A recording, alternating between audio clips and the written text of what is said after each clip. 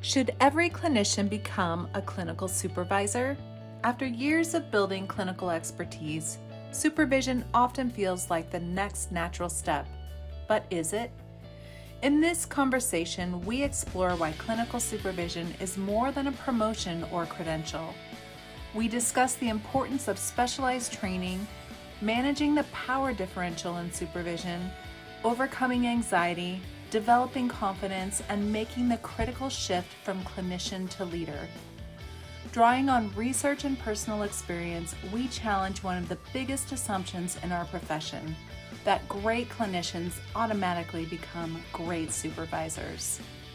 The truth is, becoming an exceptional clinical supervisor isn't just about experience, it's about embracing a new professional identity. So that's what we're going to lead off with, this question: should every counselor become a supervisor? And I know we've got the word should in there, but I'm not sure we can avoid it today.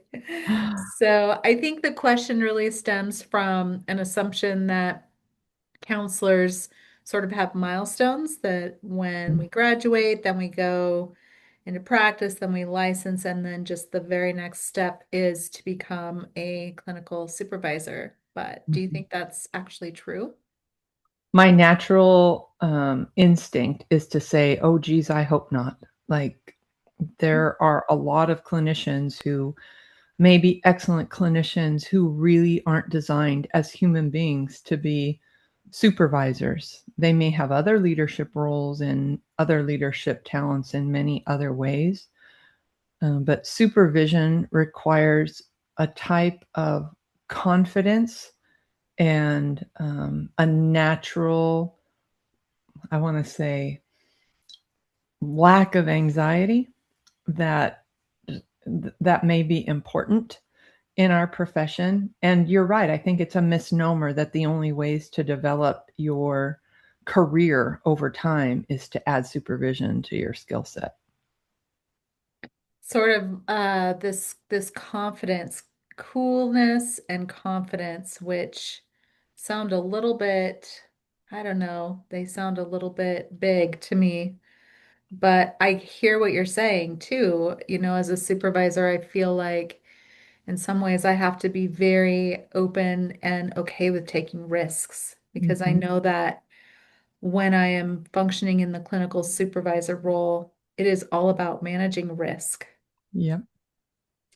I I sometimes tell clinicians who are interested in supervising, from my perspective, that it's actually less liability to become a supervisor when you're doing your job well. And that's a big, like, but or if. I don't know that even in the 30-hour training courses, with the exception of ours, of course, that in most of the 30-hour supervision courses, that you're getting enough information to feel like wholly competent. Um, Hmm. and even with a really good 30-hour supervision course, there's no replacement for experience and for consultation with very experienced peers. But I absolutely believe that somebody who has really learned supervision as a specialty, including all the models, all the laws, rules, and ethics related to it, all the approaches, how to work with disciplinary issues, how to remediate problems, how to be directive.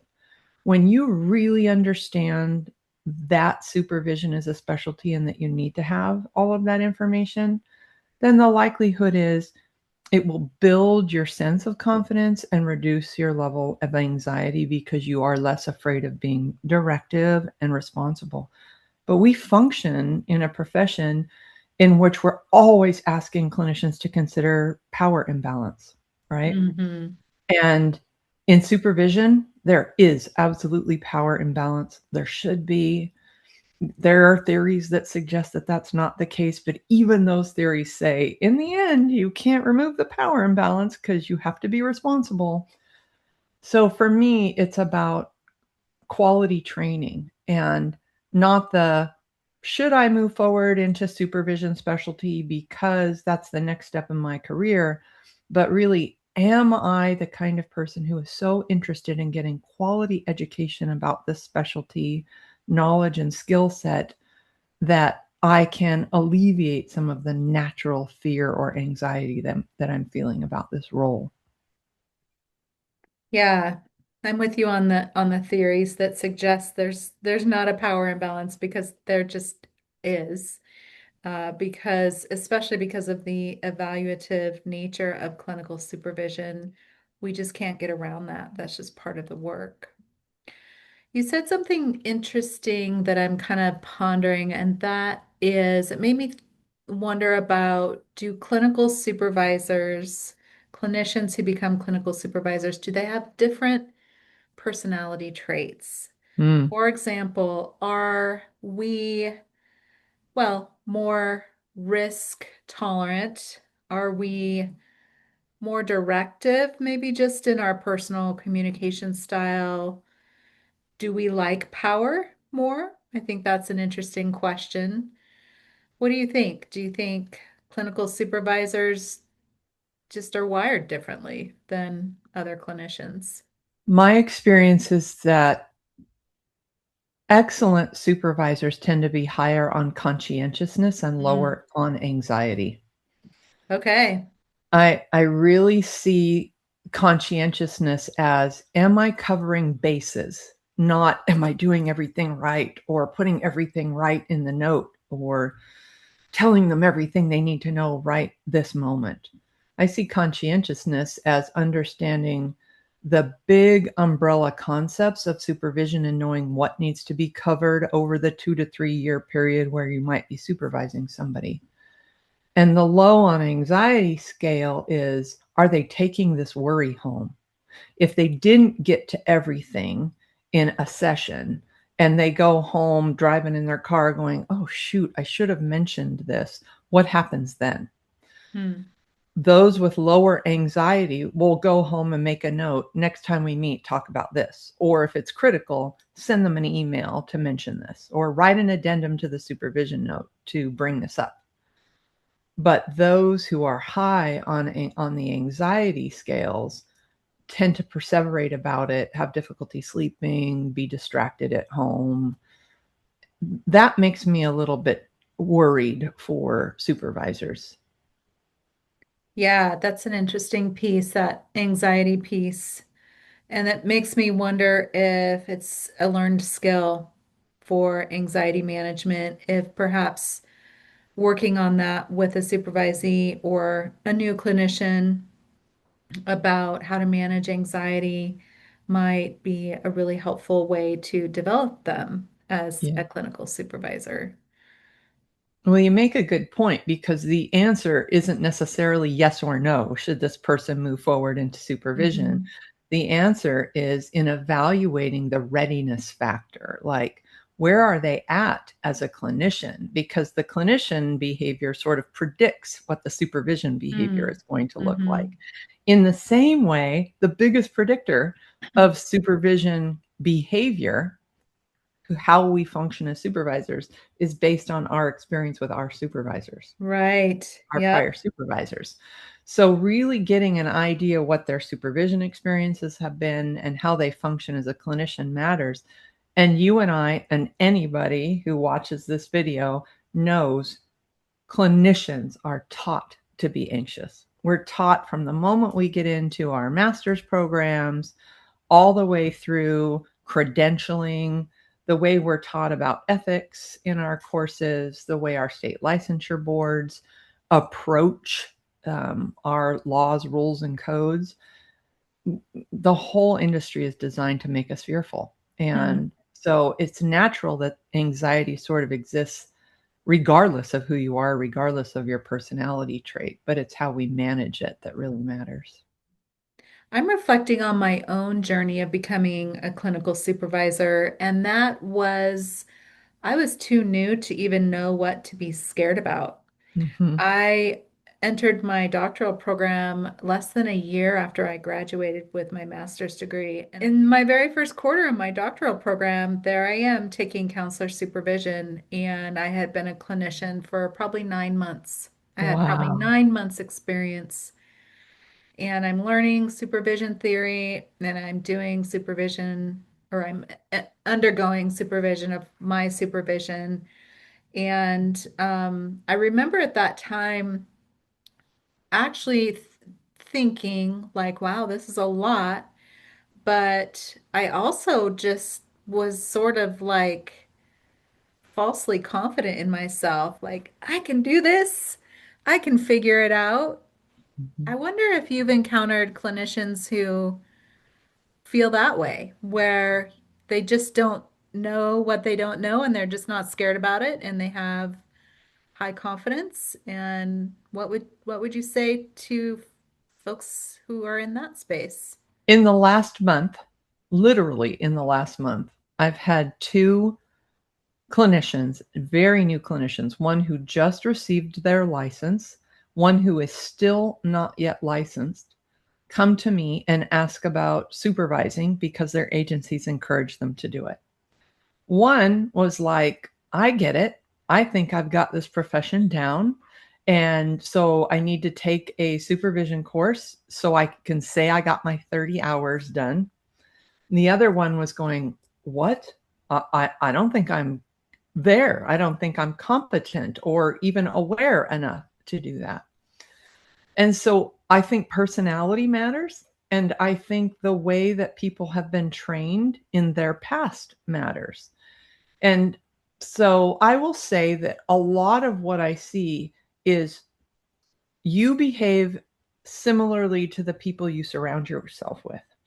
So if you're in an agency setting with a lot of very confident people who maybe don't have a reason to feel confident, you're likely to adopt that belief. I'm doing better than the next person. This person says I'm doing great and they're confident with their skills.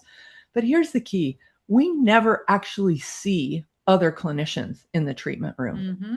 We Very true. never actually, unless we're asking for a recording, we never really see another supervisor engaging in a supervision session.